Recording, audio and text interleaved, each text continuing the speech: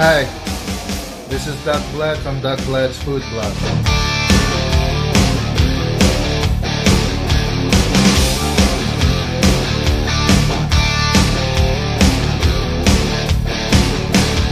Hello, good evening and greetings to all my followers on Doug Vlad's Food Blog. This is Doug freaking Vlad, your Sinoy Boholano vlogger. I am outside of Bohol Wisdom School where Mutya sa Tagbilaran is taking place. This is a beauty pageant to see who will be Miss Mutya sa Tagbilaran. So I'm going to turn the camera around. I'm going to show you what's going on. As you can see, it's very congested here. This is the premier, most popular event here in Tagbilaran City, or one of them, one of many. Mutya sa Tagbilaran is taking place in that building over there. There are no parking spaces available. I had to go parking my car way down that way, way down that road over there. Yeah, you heard me right. So let's go in and find our friends from the Bohol Bloggers Collective. Hello guys, so you need one of these passes, media ID pass, in order to enter through this doorway. Okay, I'm one of the bloggers, the president of the Bohol Bloggers Collective. So I got my pass and I got the passes for the others. I'm waiting for them right now. Catch you later.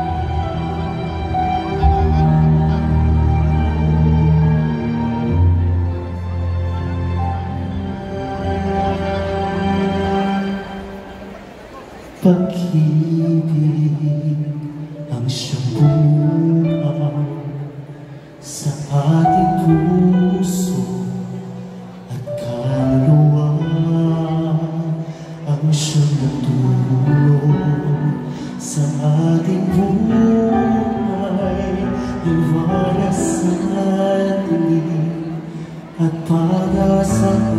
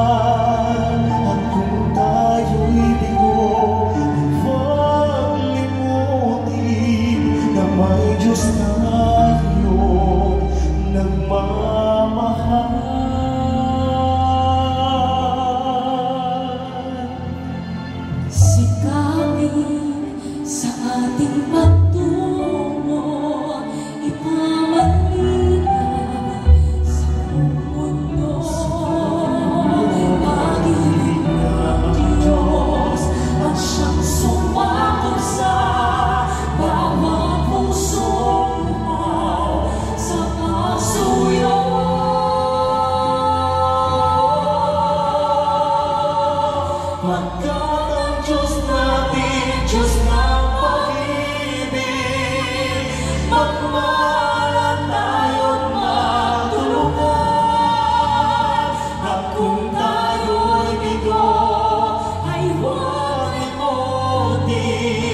na may Diyos tayong nagmamahal.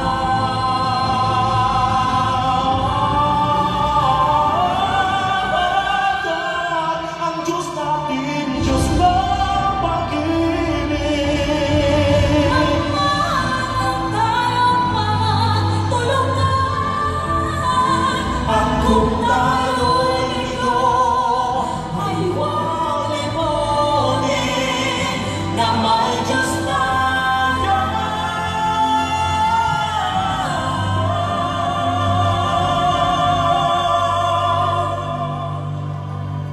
Diyos ang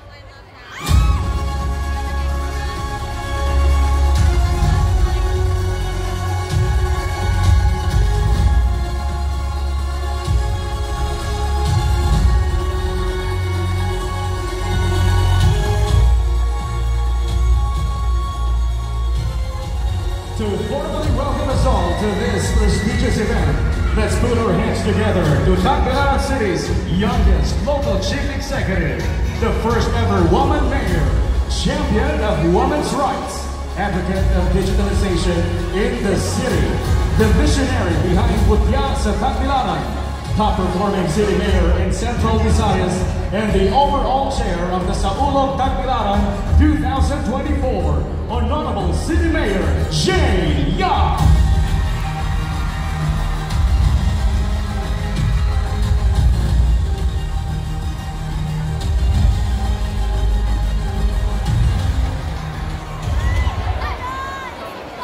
Ngayong gabi,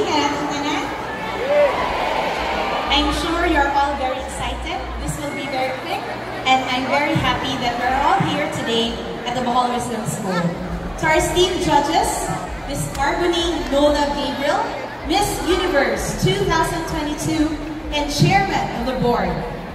To Mr. Michael Bell, Starlink Philippines Managing Director. To Miss Eliana Marie Aguala, Miss Earth Air 2023.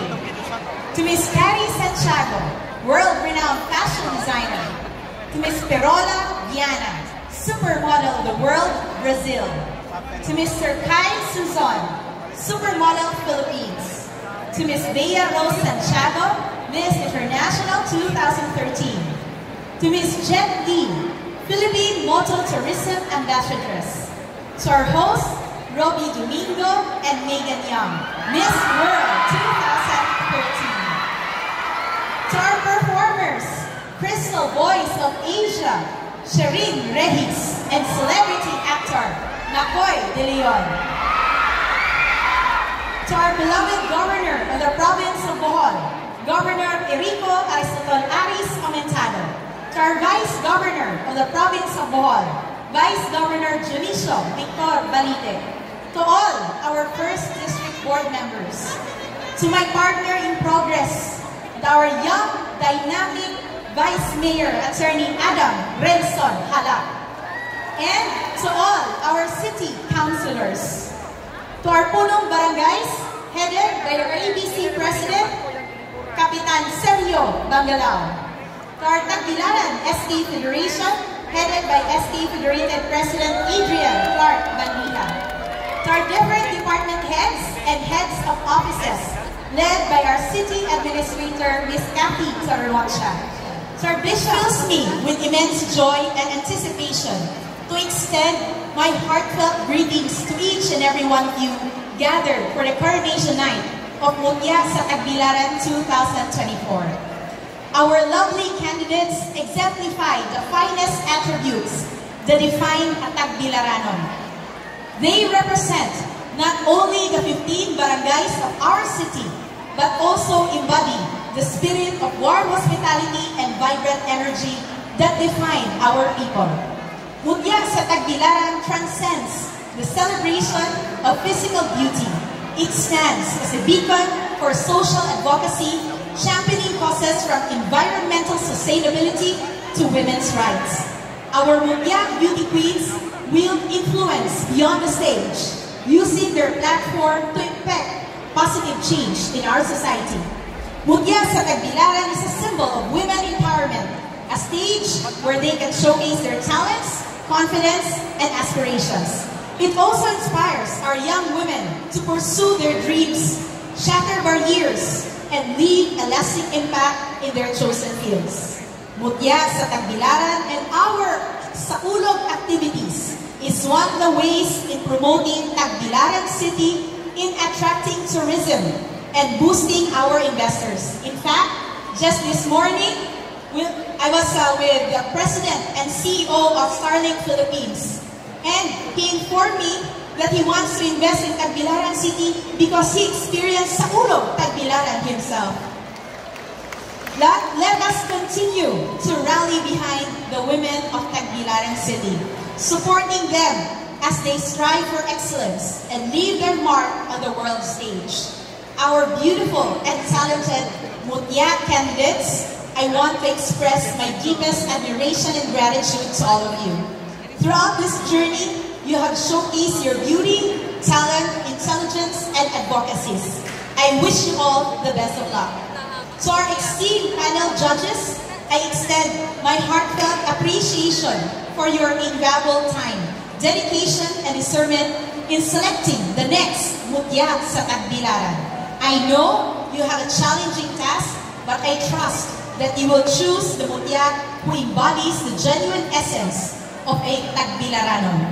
I would also like to extend my heartfelt appreciation to all my partners, our co-organizers and supporters who have tirelessly worked to make this event possible. How about a big round of applause to all our organizers tonight? Your hard work and dedication have contributed to the success of Mutya sa Tagbilaran. Let me also express our sincere gratitude to Governor Aris Comentado and the provincial government of Bohol for their steadfast support of Tagbilaran City, a support that we deeply value and appreciate. I also want to extend a heartfelt thank you to all of you, our Tagbilaran Saulog Tagbilaran 2024 co-presenters and sponsors. A big round of applause to all our co-presenters and sponsors. Your generous contributions are the lifeblood of our Saulog activities. And without your support, none of this would be possible. Lastly, I want to express my profound appreciation to Bishop Abet Uy, who have been by our side since day one during the preparation meetings for Saulog Tagbilaran 2024. We're truly blessed to have your sound guidance and support throughout this journey, ensuring that all our events and festivities are offerings of thanksgiving to our beloved patron saint, Señor San Jose. To everyone gathered here, to our viewers online, may this evening be filled with joy and unforgettable memories as we witness the crowning of the new Mutya sa Tagbilaran, an embodiment of elegance, excellence, and women empowerment. At this point, let me introduce to you an exemplary and empowered woman Her strength, determination, and resilience epitomize the spirit of women empowerment. And for that, I am happy to announce that we are giving her our all-out support by donating 100% of the proceeds of Mutya sa Tagbilaran 2024 to our Tagbilaranon Olympian. Ladies and gentlemen, the first and only Tagbilaranon and Boholala to qualify for the prestigious 2024 Paris Olympics. Ang garbo sa Tagbilaran City, Miss Vanessa Sarno.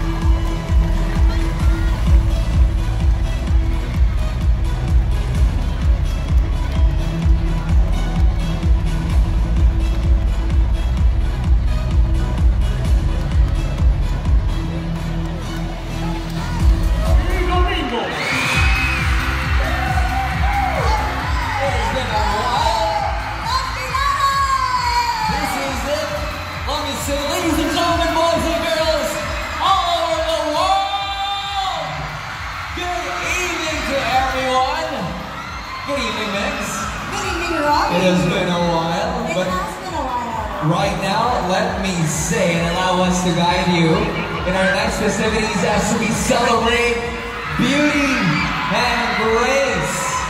This is the Grand Coronation Idol, Mutya sa Tagbilaran 2024.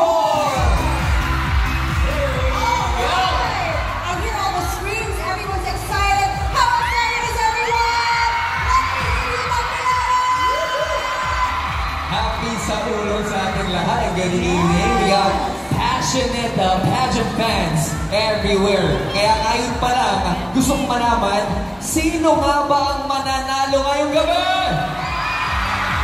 Taas na yung mga pamalo nyo! Ipakita nyo kung sino natin nyo! Ayan! The venue is packed and that is one thing that we love. Good evening to everyone, to our government officials, LGU, to the people right here of Tagbilaran. Yes! Tagbilaran. Ay, nako, nakakakilig kayong lahat. Ito, Robby, hindi lang magaganda at gwapo ang mga Tagbilaran. Pati ang co-host ko, napakagwapo tonight. Ay, nako. Isa na yung sabihin niya. Magaling mag-alaga si Mrs. Oh, but I clean up very well these days because I clean the dishes in the house almost every day. Great job, Robby, on your husband material. House bun materials. But I have to say, beside me is a queen oozing with talent and beauty. My gosh, parang kailangan i-frame ka ngayon at ngayon din. Okay, right now. Sige, talikod muna. Let me introduce once again our very special queen, ladies and gentlemen, the one and only Miss Megan Young.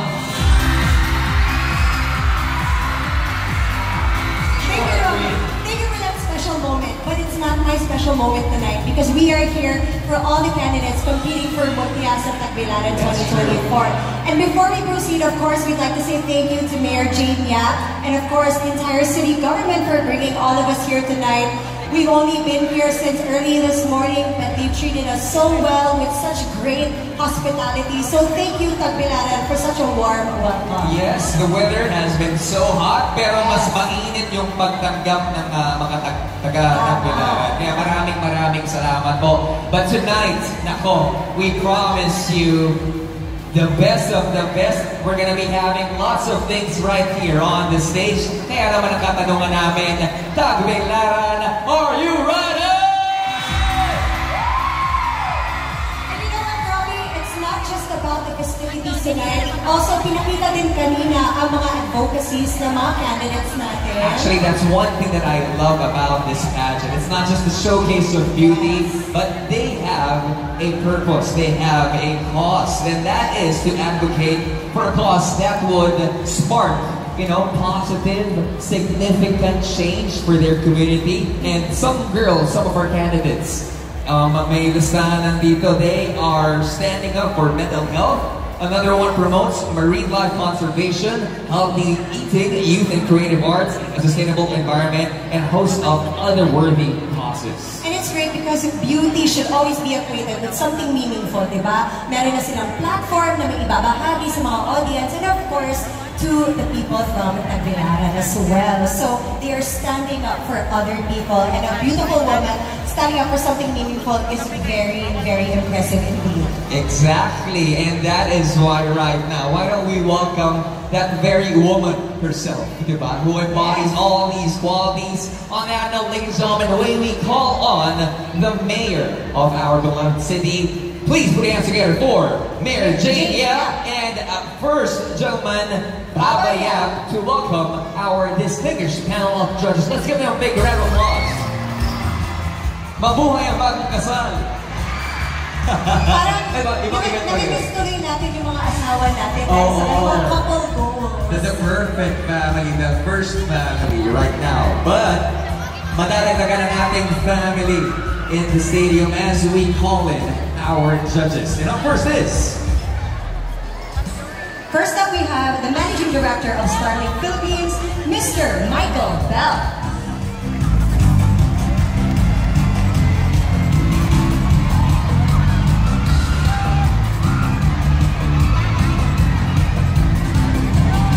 Mr. Michael Bell, good evening. Just so you know, ganyan itsura ko last week. Sininok lang ako.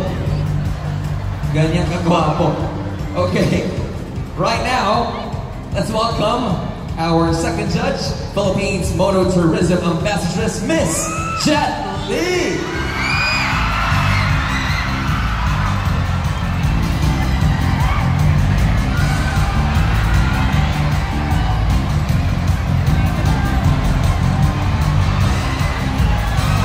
So refreshing for us to see Jet that way. Usually she's on a motorcycle doing adventurous stuff. Thank you so Looking much. amazing tonight. Now we have judge number 3, killer of the runway scene and a promising supermodel on the move, Mr. Nathan Kai Suso.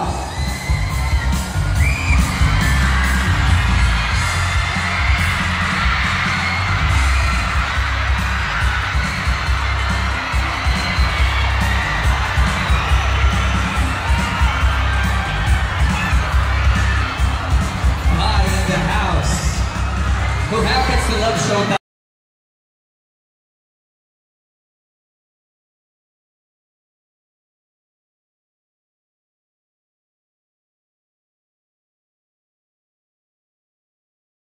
Fashion icon, ladies and gentlemen, we got the Carrie Sandiago. Please stand up to be recognized by everyone. Beautiful, beautiful barong. Only that guy can pull off a barong. Yes, only the Carrie Sandiago. Alright, we still have a couple more judges. Up next we have Miss Earth Air 2023, Miss Eliana Aduana.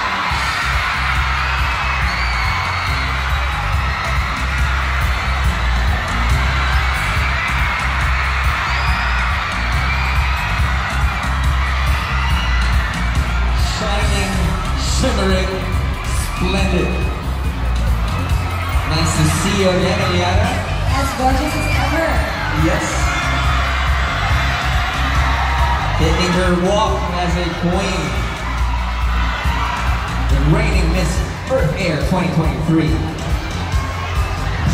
Okay, this time, let's have another judge who happens to be a kidney warrior and awareness advocate. Ladies and gentlemen, let's all welcome Miss International 2023. 2013, Miss Bea Rose Santiago.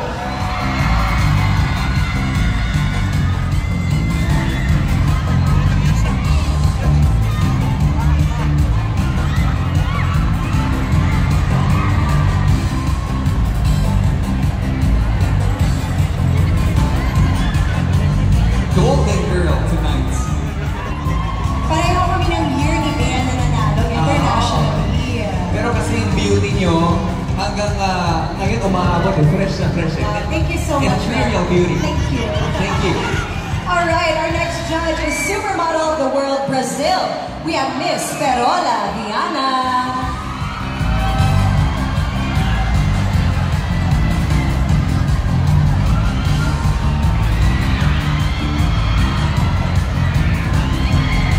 Beautiful dress. Well, Miss International or Supermodel of the World Brazil, Miss Perola.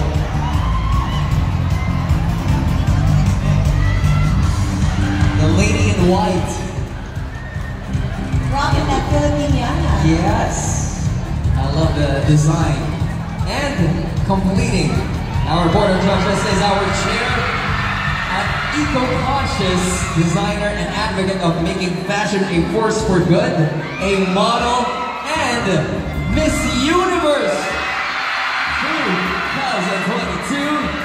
Ladies and gentlemen, we got Miss Arbany Gabriel.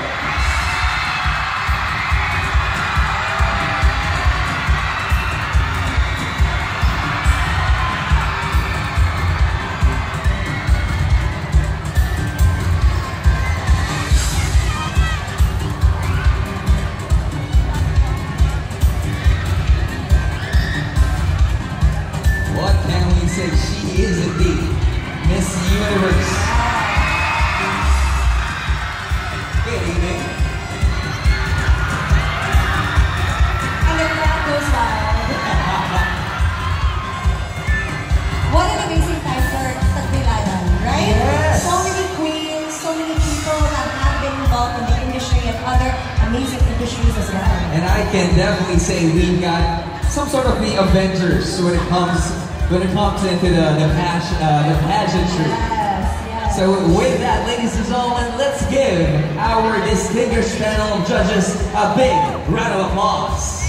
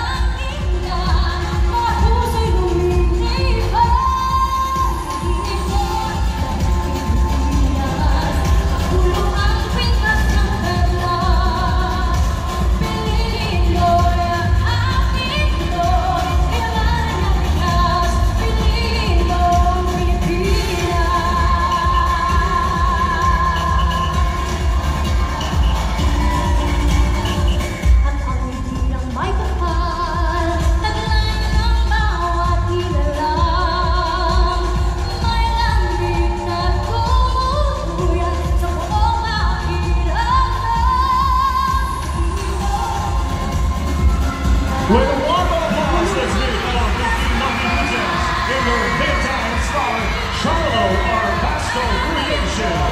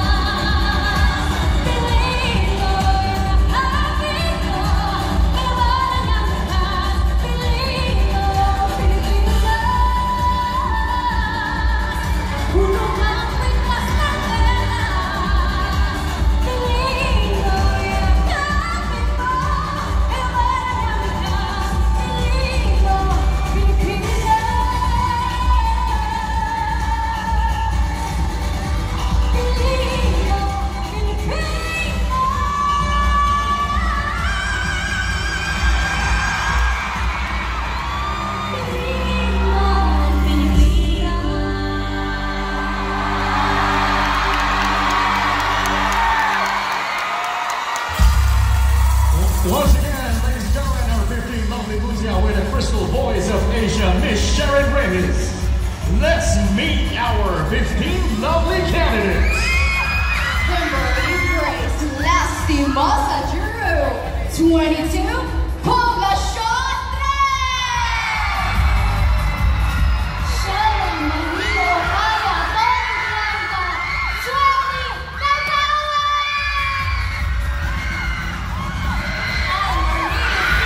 Blanca Venturan, 23, Poblacion 1.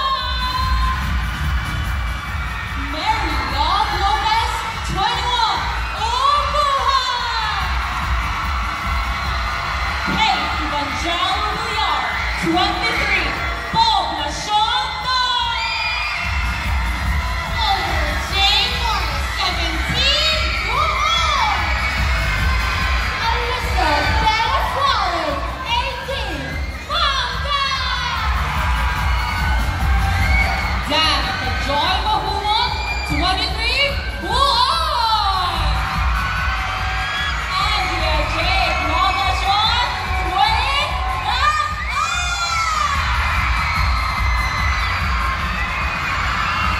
Christine Medlianos, 18, San Isidro. Jana Rodriguez Maluluyon, 17, Tugol. Celine Benonia Plaza, 18, Tipton. Mariel Bailey Monitor, 22, Alonso. Stephanie K. Marsh, 17, Mansasa. Miriam Cochano, Maquinano, 21, Tampa.